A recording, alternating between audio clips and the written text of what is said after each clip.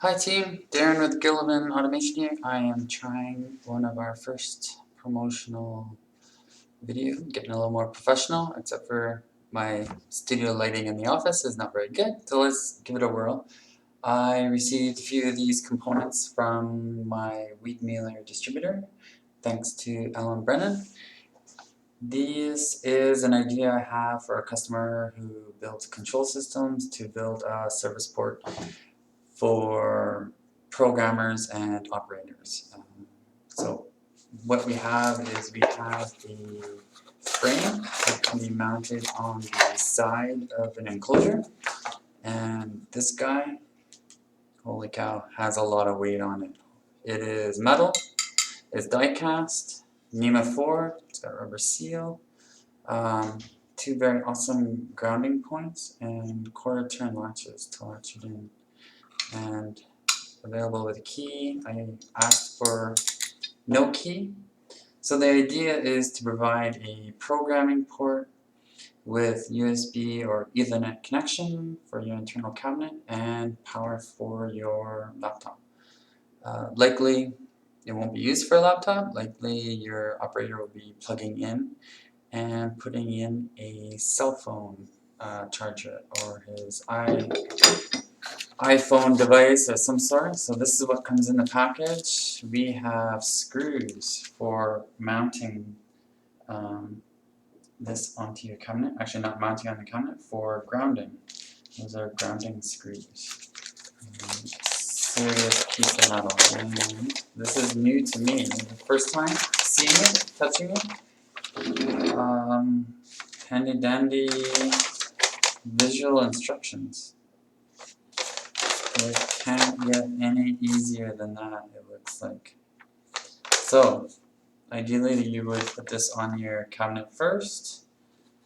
Has a few punch outs, wants me to use some side cutters, but I'm in an office, so let's see what we can do. And some wiring connections. And there is a box for the back of it. And that is awesome. So there is a protective box that goes on the inside of the unit to protect the cables on the inside. So I will show that to you very shortly here.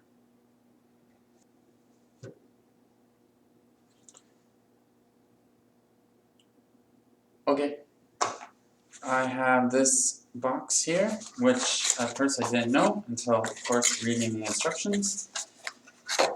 This protects the cables on the backside, from what I understand. Except for we may need to modify it. This is going to go on the bottom of my equipment, and that is going to be used to protect the high voltage wiring from low voltage wiring. So this will maintain the the safety. So I would normally need to punch these guys out per the instructions for my 120 volt power connector. And so the 120 volt power connector is that little guy. Anyways, maybe I shouldn't get too far ahead. But it looks very easy to do. It just clips in like that. It's on. So those will get punched out.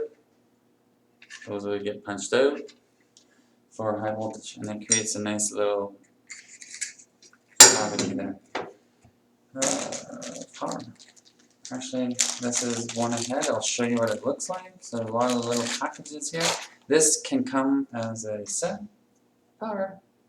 It's hard to see the things, and so you could solder on or terminate with push-ons. 15 amps, 125 volts, CSA, CUL. That's ready to rock and roll. So this is what maps everything onto the front of that. And if you're so inclined, you could label these ahead of time. So let us push this on. I'm going to take that out.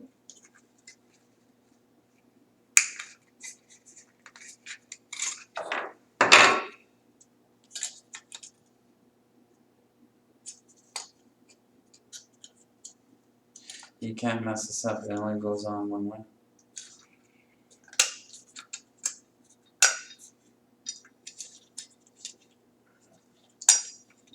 So if I can do this in my office, that means everybody can do it somewhere else. Look at that. And there's metal shielding here, which will be, I'm sure, used for my network connections. Wow, that's solid. Yeah, I'm a little bit surprised. The metal touches the side. So when you ground this, you're essentially going to complete the shielding. And then there's shielding here for your network connections as well. So let's show you one of my network connections. This one I'm going to tear open. So the network connection, again, has some weight to it. It's die-cast metal of some sort. It looks like it's symmetrical. Should not be able to screw this up. But let's have a quick peek.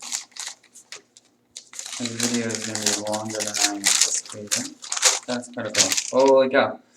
That's all the accessories. That's all of them. So this is universal. It gives you an idea of how to strip, how to hold these while you are clipping on the universal. So this would be for insulation displacement technology. I went for a female connector so that this would just normally pop in. So I would not be able to complete this because those are so tough that I think I need a... Oh, I got it. Look at that. There's a reason to have long nails. So I just pushed those out. And so I think I want my network connection on this side.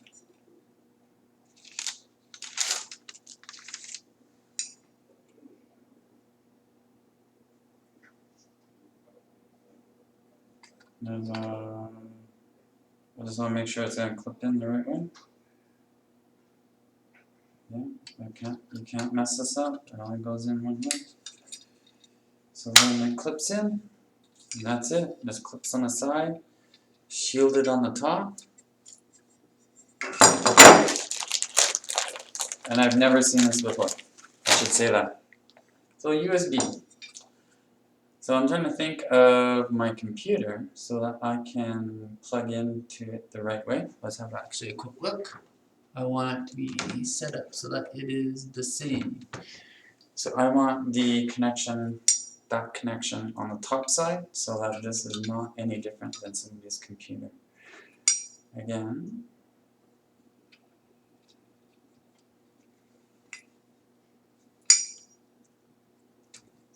so that's my USB 3.0.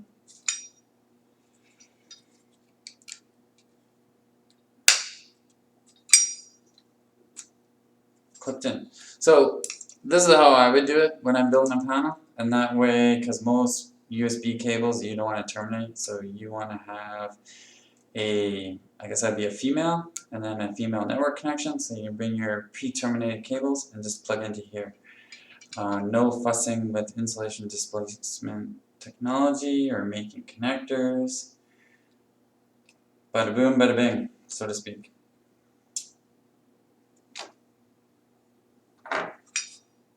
Okay, so that would be that one. And my power connector is the wrong, is it the wrong one? No, it's the right one. So this is exciting. I get to push this out. You can use a tool if you're so inclined. And look at that. Snaps in. And to me, that's oriented the right way. The idea is that if anything should fall, it hits the ground, not any of these black holes. So it's beautiful. And this has a rubber seal on it, which matches that. And then this will cover up your high voltage connections come so.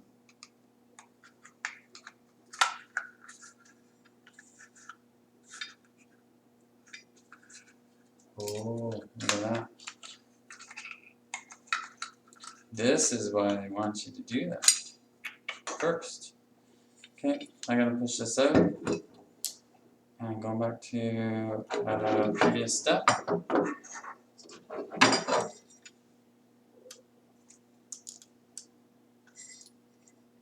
Holy cow, once this is in, I think it's in.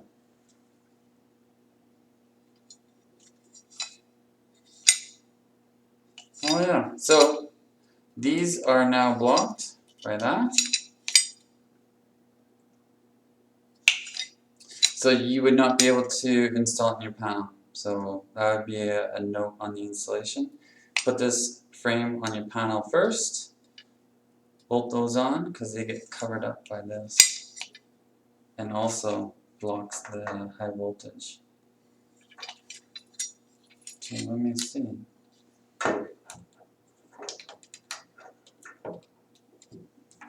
If I can push this out.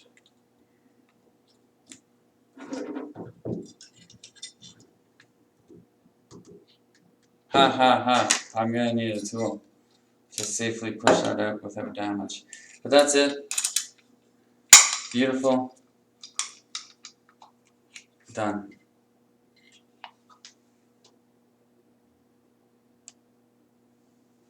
Okay, I stepped out and I went and got myself my screwdriver, my Wiedmuller screwdriver, and I struggled, but I was able to push these tabs and push this out. I got the high voltage cavity, I guess you would call that, in place.